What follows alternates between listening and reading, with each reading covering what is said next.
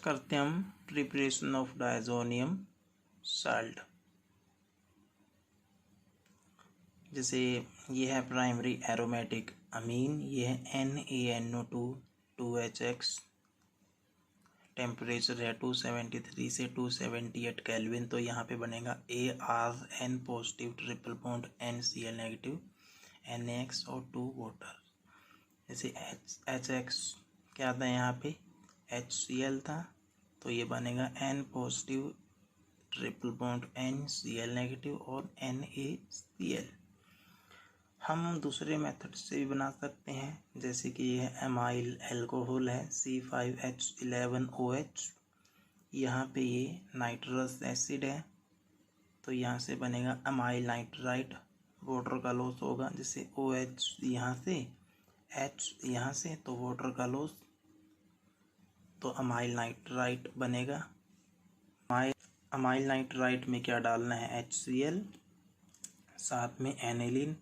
Temperature वही 273 से 278 kelvin. तो बनेगा benzene diazonium chloride amyl alcohol साथ में वाटर।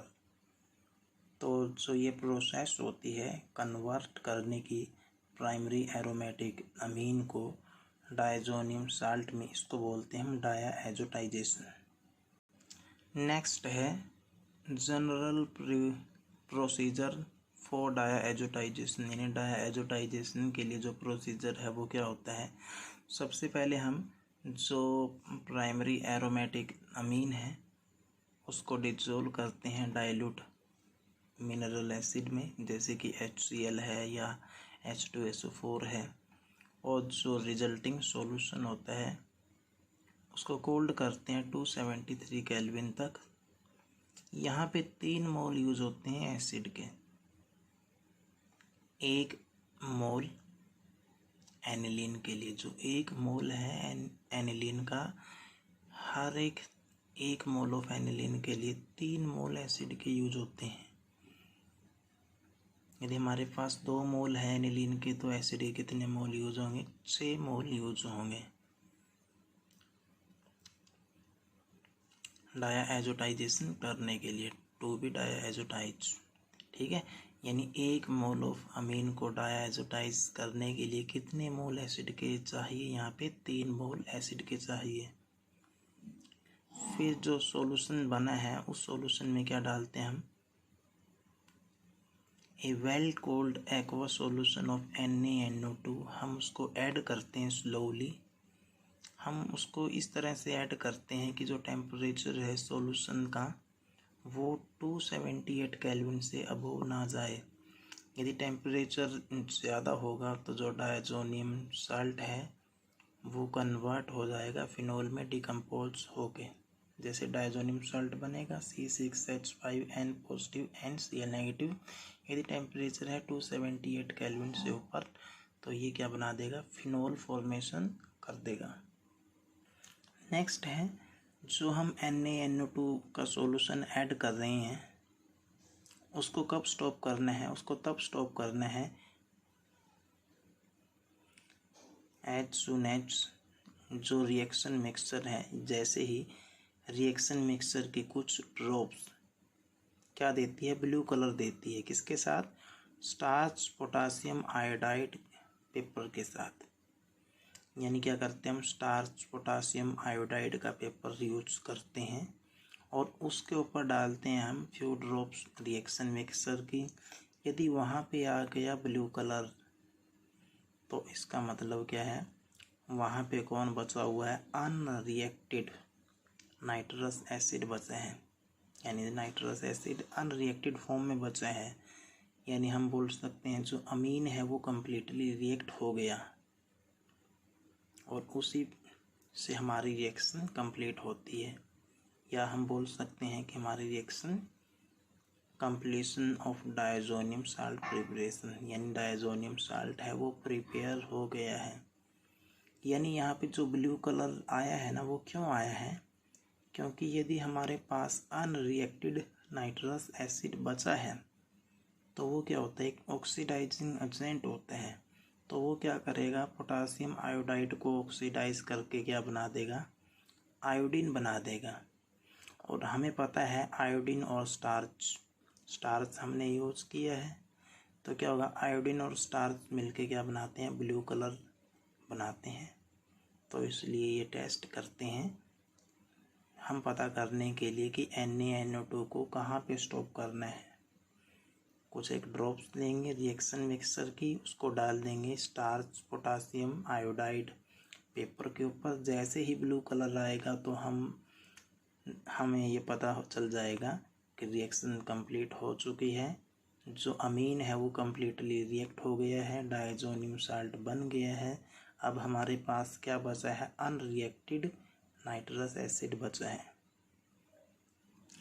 और यदि नाइट्रस एसिड है बहुत ही ज़्यादा अमाउंट में है तो उसको हमें डिस्ट्रॉय करना पड़ेगा, क्योंकि वो क्या करता है, साइड रिएक्शन करता है। It subsequently interfere with the reaction of diazonium salt, यानी वो साइड रिएक्शन करेगा। साइड रिएक्शन से जो डायज़ोनियम साल्ट है उसकी यील्ड क्या आएगी, कम आएगी। तो यदि हमारे पास HNO2 एक्सेस में है तो उसको डिस्ट्रॉय करने के लिए हम डालते हैं यूरिया। तो यूरिया HNO2 के साथ रिएक्शन करके क्या बनाएगा, नाइट्रोजन बनाएगा, गैस फॉर्म में है, CO2 बनाएगा, गैस फॉर्म में है, और साथ में वाटर। तो हमने देखा था कि 1 मोल अमीन को डायएजोटाइज करने के लिए HCl के कितने मोल यूज हुए थे, 3 मोल। तो अब देखते हैं कि कौन सा मोल कहाँ पे यूज होता है। तो जो पहला मोल होता है वो इस रिएक्शन में जो होता है HCl NaNO2 HNO2, यानी HNO2 को निकालने के लिए NaNO2 से पहला मोल यहाँ पे यूज होगा। दूसरा मोल डायज़ोनियम साल्ट बनाने के लिए, जैसे N2 पॉजिटिव Cl नेगेटिव बनाने के लिए सेकंड मोल हो गया। तीसरा जो रिएक्शन मिक्सर होता है उसको एसिडिक बनाने के लिए, क्योंकि यदि मीडियम एसिडिक होगा तो यदि हमारे पास अनरिएक्टेड एनिलीन है तो वो डाइजो कपलिंग नहीं कर पाएगी। ठीक है, यदि फ्री एनिलीन होगी ना, फ्री NH2 ग्रुप है, तो वो क्या करेगा, डाइजो कपलिंग करके साइड प्रोडक्ट बना देगा। डाइजो कपलिंग नेक्स्ट आएगी केमिकल प्रॉपर्टी में। तो to keep the reaction mixer acidic enough to suppress the undesirable side reaction, ताकि अनडिजायरेबल साइड रिएक्शन ना हो, जो हम नहीं चाहते ऐसी रिएक्शन ना हो, जैसे कि कपलिंग रिएक्शन। कपलिंग रिएक्शन कब होगी, यदि हमारा अमीन फ्री है। यदि अमीन फ्री नहीं है तो कपलिंग रिएक्शन नहीं होगी। ठीक है, यानी ये क्या कर देगा, अमीन यानी जो एनिलीन है उसको किस में कन्वर्ट कर देगा, एनिलीनियम आयन में, जिससे हमारी ये वाली रिएक्शन है जो डाइजो कपलिंग रिएक्शन है, ये वाली रिएक्शन नहीं हो पाएगी। नेक्स्ट है क्या क्या प्रिकॉशन लेनी पड़ती है डायएजोटाइजेशन के लिए। पहली प्रिकॉशन तो ये है कि टेम्परेचर क्या होना चाहिए, 283 केल्विन से नीचे होना चाहिए। यदि टेम्परेचर ज़्यादा होगा तो हमें क्या मिलेगा, फिनॉल मिलेगा। सेकंड क्या होता है, जो मिनरल एसिड होता है उसको हमें एक्सेस में यूज़ करना होता है, क्योंकि जो डायज़ोनियम साल्ट बनेगा ना वो कंबाइन हो सकता है डायएजोटाइज अमीन के साथ या अनरिएक्टेड अमीन के साथ रिएक्ट होके वो एक प्रोडक्ट बनाएगा, कपलिंग प्रोडक्ट, यानी एजो कंपाउंड बना सकता है, डाइजो कंपाउंड बना सकता है, एजो कंपाउंड। ठीक है, तो हमें मिनरल एसिड को एक्सेस में यूज करना है ताकि कपलिंग रिएक्शन ना हो, अनडिजायरेबल प्रोडक्ट ना बने। थर्ड क्या है, जो unreacted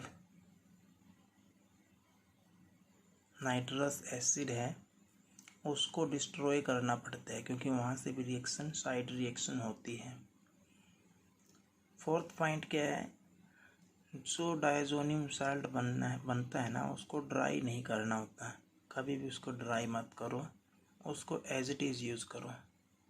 never dry to prepare pure dry salt, क्योंकि जैसे ही हम उसको ड्राई करते हैं ड्राई फॉर्म में वो अनस्टेबल होते हैं और एक्सप्लोसिव डिकम्पोजिशन होती है। ठीक है, विस्फोट के साथ वो डिकम्पोज हो जाएगा। नेक्स्ट है मैकेनिज्म। अब हम करते हैं प्रिकॉशन के बाद मैकेनिज्म। ये नाइट्रस एसिड है, N double bond OOH, acid से H पॉजिटिव आएगा, OH2 पॉजिटिव बनेगा, यहाँ से लॉस ऑफ वाटर होगा, तो फिर क्या बनेगा, नाइट्रोसोनियम आयन बनेगा। और नाइट्रोसोनियम आयन के साथ के ऊपर कौन अटैक करेगा, नाइट्रोजन। एनिलीन का नाइट्रोजन है, लोन पेयर से अटैक करेगा, तो N लोन पेयर अटैक होने के बाद क्या बनेगा, इस नाइट्रोजन पे positive single bond N double bond O, H positive निकलने के बाद बनेगा ArNH N double bond O, फिर H पॉजिटिव आएगा, इस ऑक्सीजन के साथ अटैच होगा, ऑक्सीजन पे आएगा पॉजिटिव, तो ये बनेगा ArNH single bond N double bond OH positive, फिर ये प्रोटॉन का लॉस होगा, यहाँ से क्या बनेगा, N double bond NOH single bond, फिर दोबारा फिर प्रोटोनेशन होगी, प्रोटोनेशन होने के बाद OH2 पॉजिटिव बनेगा, वाटर निकलेगा और यहाँ पे आएगा NN ट्रिपल बॉन्ड, साथ में नाइट्रोजन पे आएगा पॉजिटिव, तो ये बनेगा बेंजीन डायजोनियम साल्ट फॉर्मेशन होगी। तो ये मैकेनिज्म है डायएजोटाइजेशन रिएक्शन का। नेक्स्ट है evidence in support of above mechanism. जो मैकेनिज्म है डायएजोटाइजेशन का, उसके सपोर्ट में एविडेंस क्या है कि यदि हमारे पास एरोमेटिक अमीन है, एनिलीन है, जिसमें क्या है इलेक्ट्रॉन विड्रॉइंग सब्स्टिट्यूएंट है, उसको हम इजीली डायएजोटाइज नहीं कर सकते। क्यों इजीली डायएजोटाइज नहीं कर सकते, क्योंकि यदि हमारे पास इलेक्ट्रॉन विड्रॉइंग ग्रुप है, वो क्या करेगा, अमीनो ग्रुप की न्यूक्लियोफिलिसिटी को रिड्यूस कर देगा due two electron withdrawing effect. जैसे ये NO2 है, NO2 क्या करता है, NH2 से इलेक्ट्रॉन को खींचता है, यानी NH2 के इलेक्ट्रॉन किसने खींच लिए, NO2 ने, तो इससे क्या है, अमीनो ग्रुप की जो न्यूक्लियोफिलिसिटी है वो डिक्रीज हो गई, तो ये डायएजोटाइज नहीं हो पाएगा, यानी कि इसकी डायएजोटाइजेशन ईजी नहीं है। लेकिन जैसे ही हम लगाते हैं electron donating group ortho and para position पे, तो जो डायएजोटाइजेशन होती है वो फास्ट हो जाती है एनिलीन से भी। ये इसका एविडेंस है। इलेक्ट्रॉन विड्रॉइंग सब्स्टिट्यूएंट तो रेट ऑफ डायएजोटाइजेशन डिक्रीज करते हैं, electron donating substituent rate of diazotization increase करते हैं।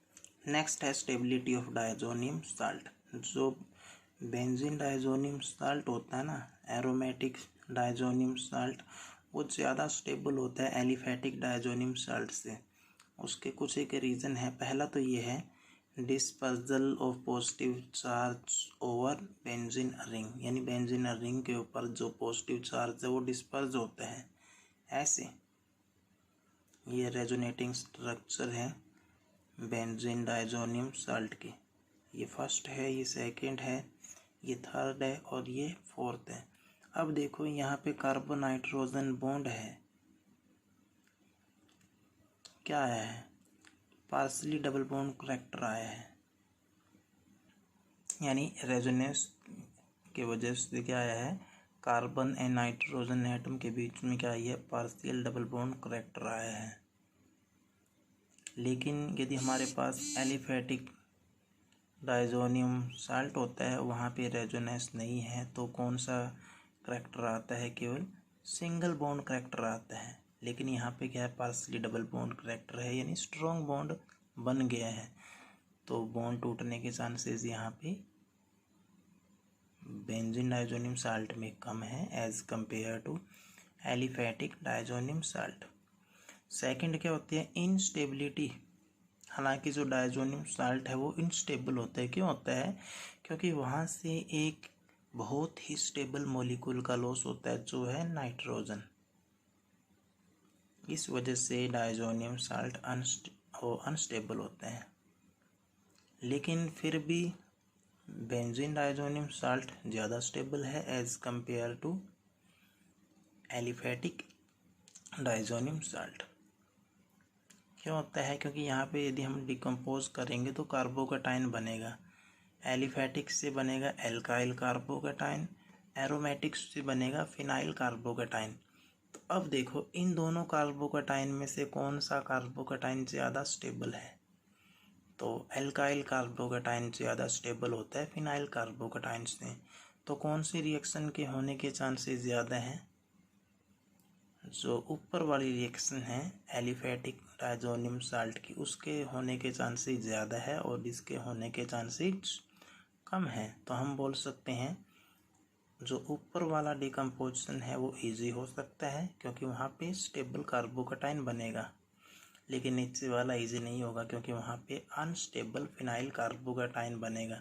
तो यही दो रीज़न है।